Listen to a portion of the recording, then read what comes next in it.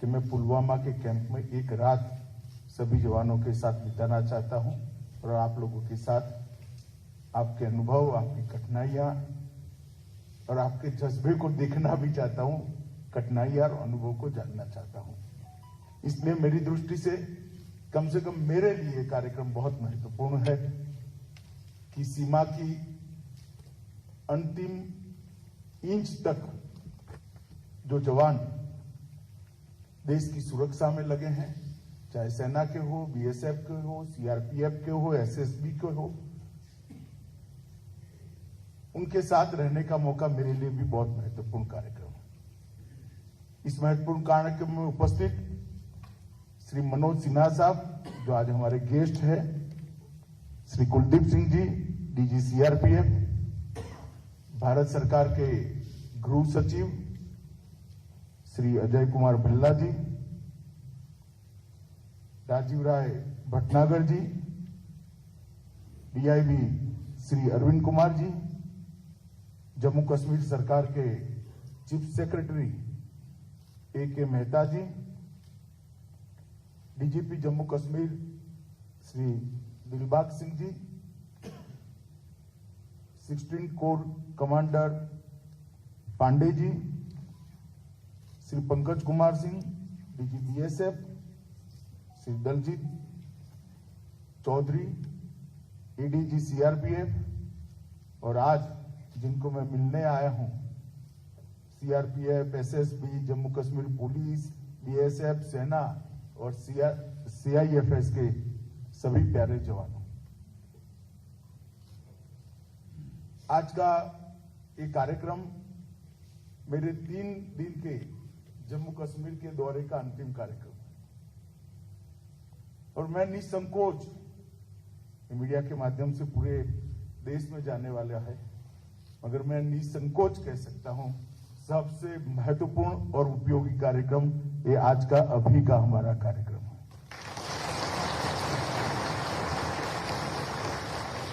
क्योंकि पहले भी मैं गुजरात सरकार में गृह मंत्री था।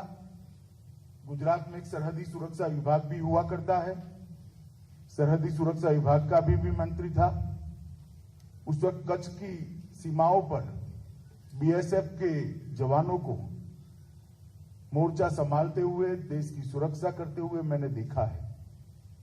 हमारे यहां एक बहुत कठिन क्षेत्र है। बॉर्डर पर फेंसिंग हो जाने के बाद हरियामी नाला का जो हमारे यहां एक क्षेत्र है, बहुत कठिन क्षेत्र है, और जिस मुस्तैदी के साथ दिन रात देखे बगैर मूसलाधार बारिश हो या चिलचिलाती धूप हो या हड्डियां गलाने वाली ठंड हो, बीएसएफ के जवानों को मैंने वहां तैनात देखा है। उस वक्त से मैं मानता हूं कि आप लोग -43 डिग्री टेम्परेचर से +43 डिग्री टेम्परेचर में राउंड द क्लॉक 24 घंटे देश की सुरक्षा के लिए अलग अलग जगह पे मुस्तैद है। इसीलिए रात को देश सो सकता है, इसीलिए देश चैन की नींद सो सकता है। और देश के अंदर जो विकास का काम चल रहा है, 2014 के बाद, मोदी जी के प्रधानमंत्री बनने के बाद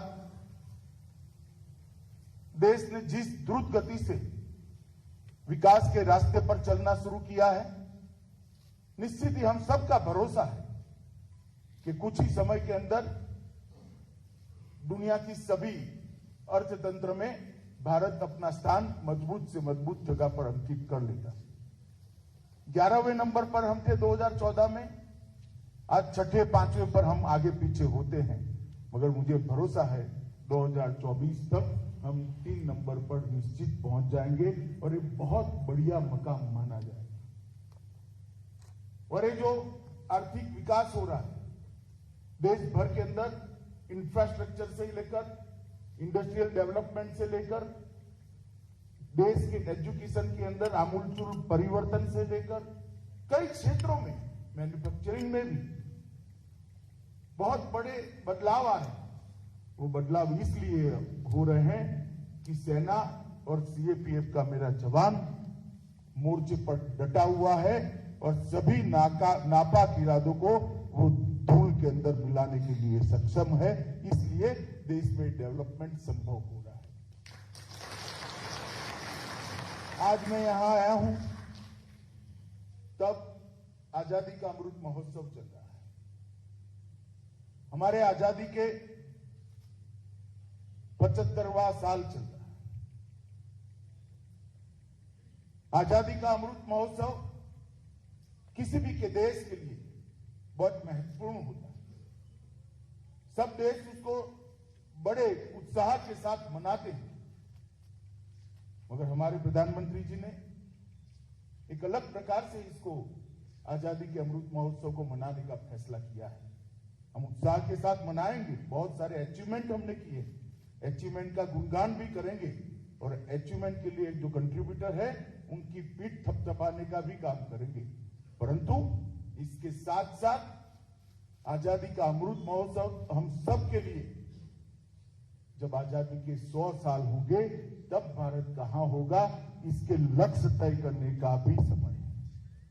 75वें साल में ही देश के अंदर जितने लोग अलग अलग तरीके से देश के लिए काम कर रहे हैं, उनको अपना एक संकल्प तय करना है, एक लक्ष्य तय करना है।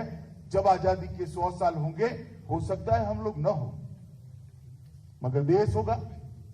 तो आजादी के 100 साल होंगे तब देश कहां होगा, हर क्षेत्र के अंदर ये तय करना, इसका संकल्प लेना, इसका लक्ष्य निश्चित करने का हमारे लिए साल है।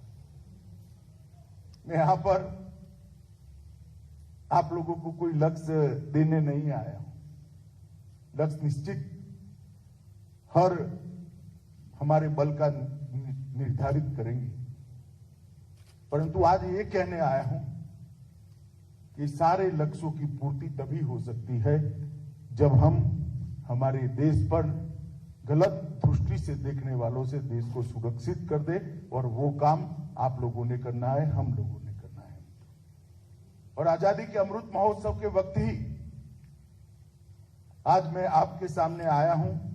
मेरे लिए भी एक दृष्टि से ये सौभाग्य की बात है और बहुत आनंद का विषय है कि आजादी के अमृत महोत्सव में मैं आज यहां पर पुलवामा में आप लोगों के साथ एक रात्रि निवास करने का मुझे मौका मिलेगा। मित्रों, धारा 370 और 35 से हटाई तब ढेर सारी अटकलें लगती थी और कोई गलत नहीं थी। बहुत बड़ा रिएक्शन आएगा, आना संभव भी था।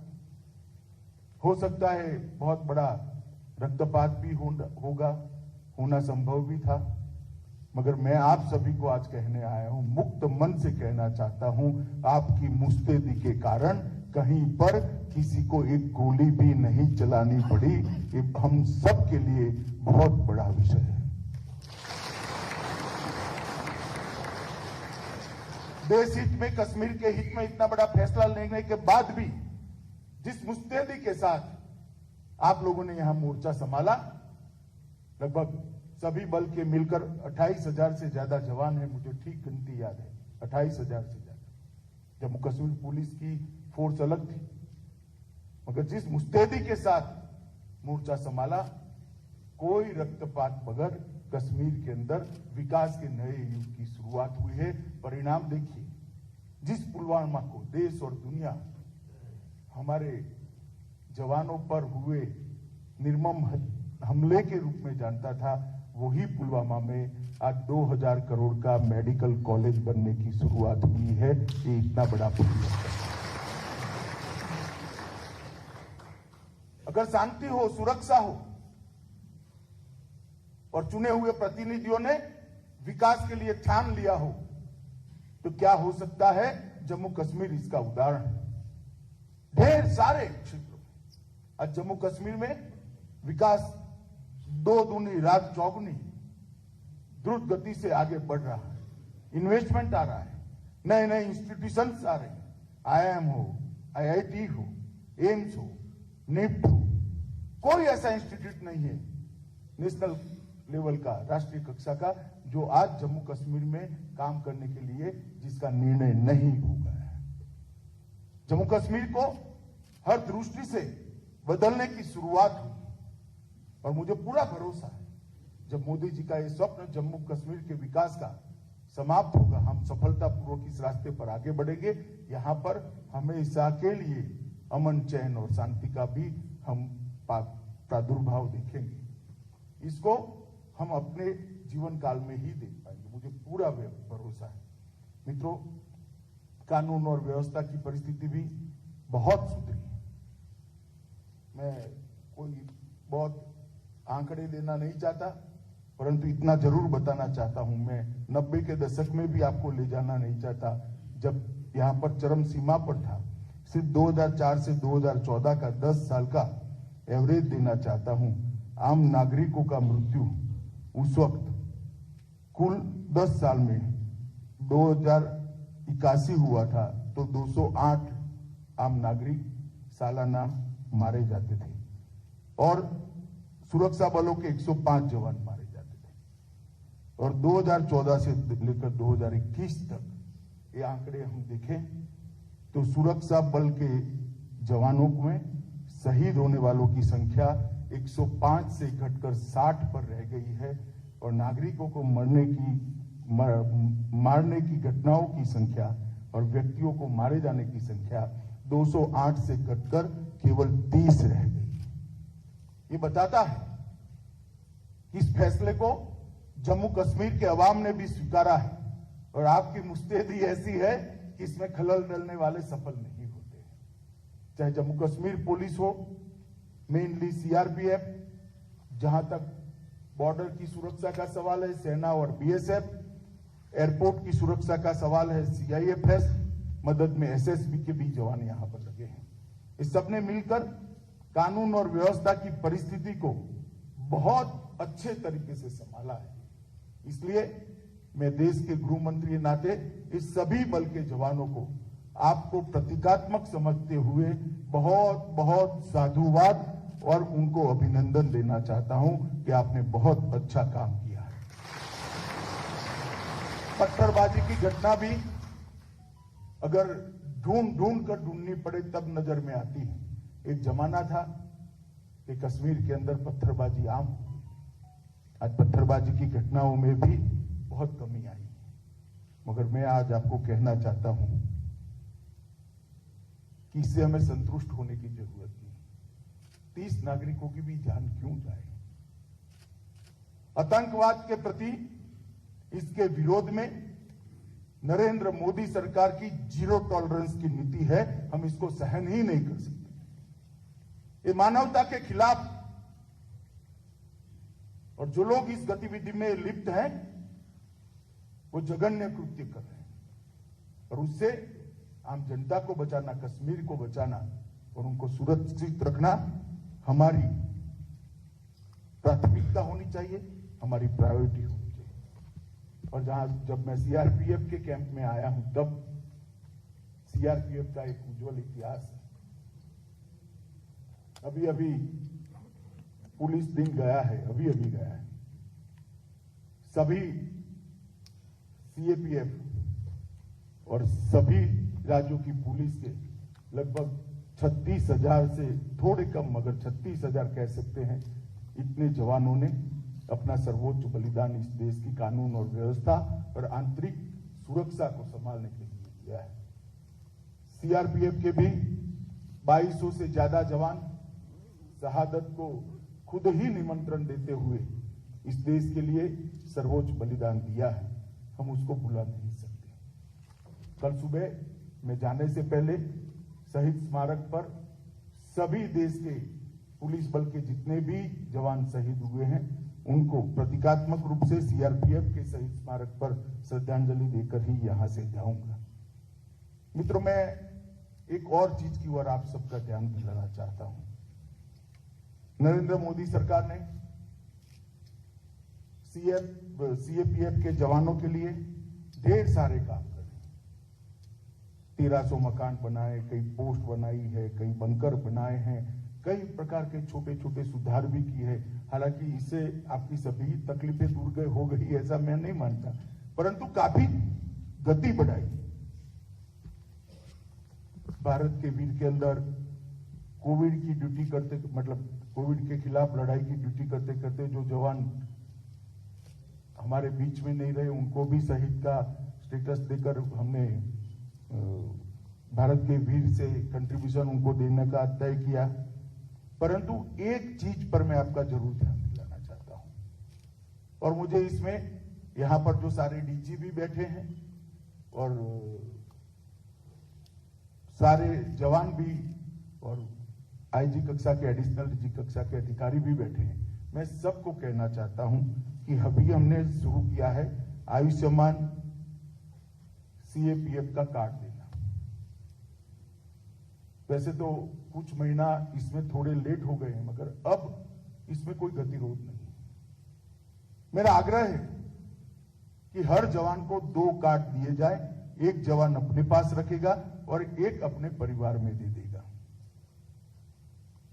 भगवान न करे आपके परिवार में कोई भी बीमारी आती है या इस प्रकार की आफत आती है, तो आयुष्मान भारत कार्ड से आप अनलिमिटेड आपके परिवार का सारा मेडिकल का खर्चा दिए बगैर पूरा उपचार कर सकते हो।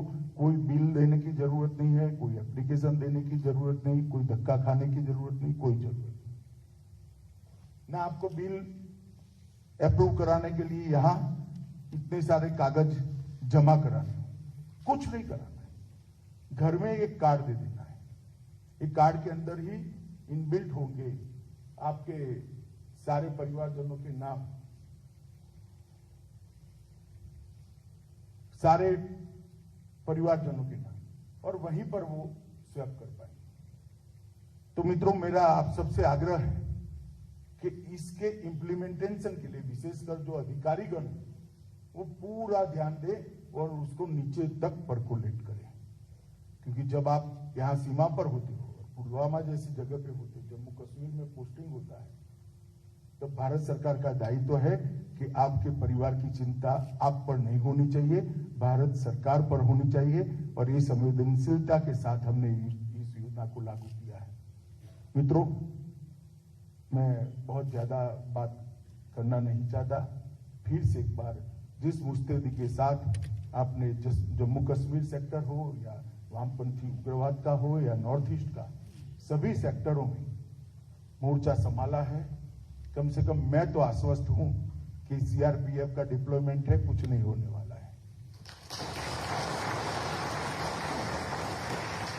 देश में कभी भी कहीं पर भी दंगे हालांकि अब कम होते हैं, अच्छा ही है कम होते हैं, मगर कहीं भी दंगे होते हैं, चुनाव होता है, तो राज्य के मुख्यमंत्री का फोन आएगा तो मुझे तुरंत कहेगा, भाई साहब रैपिड एक्शन फोर्स और सीआरपीएफ को भेजिएगा। ये जो क्रेडिबिलिटी बनाई है हमारे लोगों ने, ये विश्वसनीयता जो खड़ी की है, एक कठोर परिश्रम और बलिदानी जज्बे के कारण खड़ी हुई है। मेरा आप सबको आज विनंती भी है कि परंपरा को हम आगे बढ़ाएं और उज्जवल बनाएं, और आने वाले दिनों में अच्छे से अच्छी पढ़ाई लिखाई करने वाला व्यक्ति भी सीएपीएफ में ज्वाइन करने के लिए अपने आप को देश की सेवा का जरिया समझते हुए समर्पित करे। इस प्रकार का उज्जवल इतिहास हम सभी सीएपीएफ का बनाएं।